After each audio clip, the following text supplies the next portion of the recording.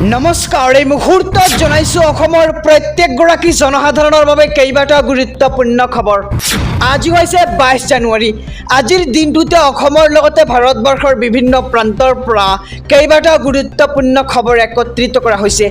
এই মুহূৰ্তত জনাইছোঁ আজিৰ প্ৰথমটো খবৰ। আজিৰ প্ৰথমটো খবৰেই ৰাজ্যবাসীৰ বাবে এটা ডাঙৰ খবৰ। দুৰ্নীতিগ্ৰস্ত ৰেচনৰ দোকানী সাৱধান।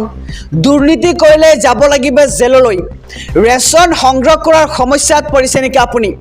প্ৰবঞ্চনা কৰিছে নেকি ৰেচনৰ দোকানী? এই মুহূৰ্তৰ খবৰ জনাইছে আমাৰ সমূহ দৰ্শকক। 35 কেজি চাউলৰ পৰিৱৰ্তে কমকৈ লাভ কৰিছে নেকি আপুনি চাউল? দোকানত চাউল নাই বুলি কৈ ঘূৰাই পঠিয়াইছে নেকি আপোনাক?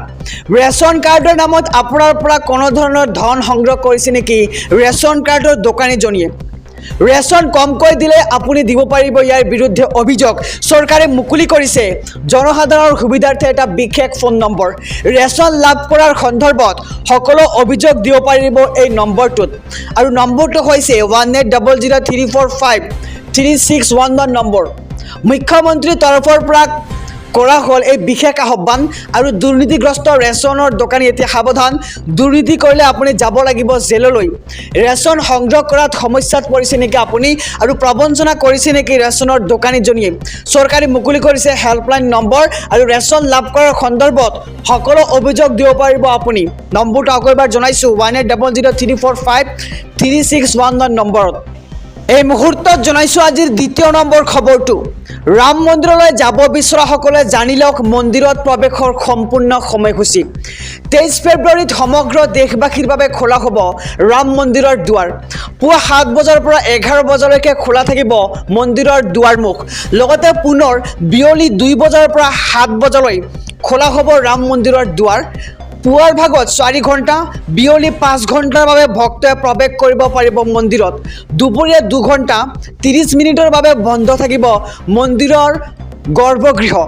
এদিনত 3বাৰকৈ আৰতি কৰা হ'ব অযোধ্যাৰ ৰাম মন্দিৰত। আমি সবিশেষ জনাই যাম আমাৰ সমূহ দৰ্শকক। প্ৰথম ভাগ আৰতি আৰম্ভ হ'ব পুৱা 6:30 মিনিটৰ পৰা, আৰু দ্বিতীয় ভাগ আৰতি আৰম্ভ হ'ব দুপৰীয়া 12 বজাত। শেষত সন্ধিয়া 7:30 মিনিটত আৰম্ভ হ'ব তৃতীয় ভাগ আৰতি। আৰু ৰাম মন্দিৰৰ আৰতিত ভাগ ল'বলৈ সংগ্ৰহ কৰিব লাগিব আপোনাক বিশেষ পাছ। শ্ৰীৰাম জন্মভূমি তীৰ্থ ন্যাসৰ পৰা সংগ্ৰহ কৰিব লাগিব বিশেষ পাছ। আৰু আৰতিত এবাৰত কেৱল 30 গৰাকী লোকেহে অংশগ্ৰহণ কৰিব পাৰিব। মুখ্যমন্ত্ৰী ডক্টৰ হিমন্ত বিশ্ব শৰ্মাৰ বৃহৎ ঘোষণা। ৰেচন কাৰ্ড থাকিলে 600 টকাতে লাভ কৰিব গেছ চিলিণ্ডাৰ। মুখ্যমন্ত্ৰী হিমন্ত বিশ্ব শৰ্মাৰ বৃহৎ ঘোষণা। 300 টকাকৈ ৰাজসাহায্য দিব এইবাৰ চৰকাৰে। ৰেচন কাৰ্ডৰ হিতাধিকাৰীলৈ ভাল খবৰ। বজাৰত পোৱা 900 টকাৰ গেছ চিলিণ্ডাৰ এতিয়া মুখ্যমন্ত্ৰী হিমন্ত বিশ্ব শৰ্মা চৰকাৰে দিব 600 টকাত। উজ্জ্বলা যোজনাৰ অধীনত লাভ কৰিব এই সুবিধা। ৰেচন কাৰ্ড থকা পৰিয়ালক শীঘ্ৰেই এই সুবিধা দিব চৰকাৰে। ৰেচন কাৰ্ড থকা প্ৰতিটো পৰিয়ালে পাব উজ্জ্বলা আঁচনিৰ সুবিধাও। ৰেচন কাৰ্ড থাকিলে 600 টকাতে লাভ কৰিব গেছ চিলিণ্ডাৰ। আৰু মুখ্যমন্ত্ৰী হিমন্ত বিশ্ব শৰ্মাৰ এই বৃহৎ ঘোষণা। 300 টকাকৈ ৰাজসাহায্য দিব এইবাৰ চৰকাৰে। বজাৰত পোৱা 900 টকাৰ গেছ চিলিণ্ডাৰ হ'ব এতিয়া 600 টকা। আৰু উজ্জ্বলা যোজনাৰ অধীনত আপুনি লাভ কৰিব এই সুবিধা শীঘ্ৰেই। এই সুবিধা লাভ কৰিব আপুনি, আৰু ৰেচন কাৰ্ড থকা পৰিয়ালক শীঘ্ৰেই এই সুবিধা দিব চৰকাৰে। ৰেচন কাৰ্ডৰ হিতাধিকাৰীলৈ ভাল খবৰ। এইবাৰ সুলভ মূল্যত বুটৰ দাইল, চাহপাত, ৰহৰ দাইল দিয়াৰ চিন্তা চৰ্চা।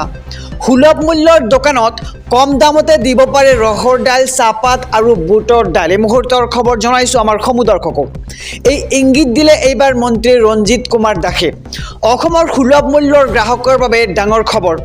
অসমৰ প্ৰতিখন সুলভ মূল্যৰ দোকানত 3 বিধ সামগ্ৰী কম মূল্যতে দিয়াৰ চিন্তা চৰ্চা কৰিছে এইবাৰ মন্ত্ৰী ৰঞ্জিত দাসে।